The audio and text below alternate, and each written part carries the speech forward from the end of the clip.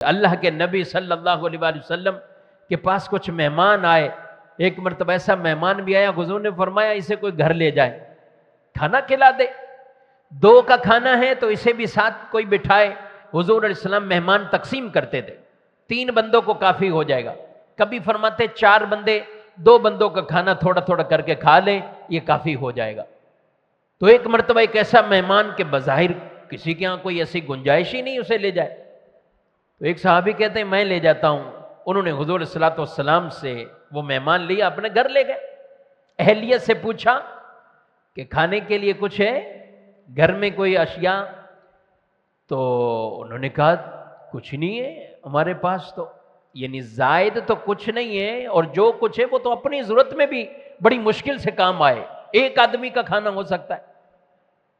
وہ کہنے لگے کہ مہمان آیا ہے اور حضور السلام کی بارگاہ سے آیا ہے، آپ ایسا کرو بچوں کو تو سلا دو، اور مہمان کو جب ہم کھانا کھانے کے لیے جب میں ان مہمان کے ساتھ بیٹھوں تو کسی طرح تم چراغ بجھا دینا، تو میں ایسا کروں گا کہ مہمان کو لگے گا میں بھی کھانا کھا رہا ہوں، لیکن روشنی ختم ہوگی، اندھیرا ہوگا، میں کھانا نہیں کھاؤں گا، میں مہمان کو کھلاتا رہوں گا۔ میں کہوں گا مہمان کھا لے، تو وہ جب کھانا کھا لے گا پیٹ بھر کے، تو بس حضور صلی اللہ علیہ وسلم نے بڑی برکتیں عطا فرمائی ہیں، تو اس لیے میں اس مہمان کے ساتھ یہ کرنا چاہتا ہوں۔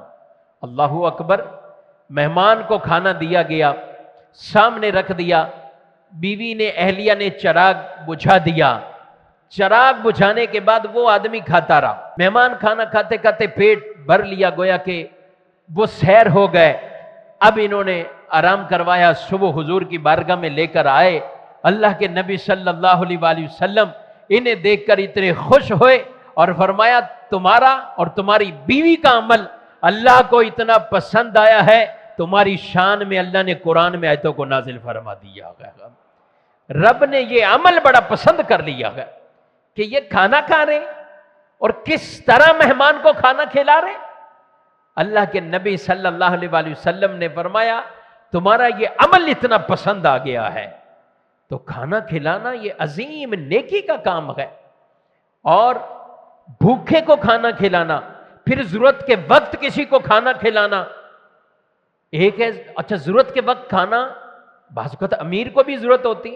یہ سارے جو روڈوں پر پھنسے تھے، کیا کہ وہ کوئی غریب تھوڑی تھے، وہ کوئی نارمل دسترخوانوں پہ کھانا کھانے والے تھوڑی تھے، عمرا بھی تھے، امیر سے امیر لوگ بھی تھے، گاڑیوں والے بھی تھے، لیکن نہیں تھا ان کے پاس اس وقت کچھ کھانے کے لیے، کچھ نہیں ہے۔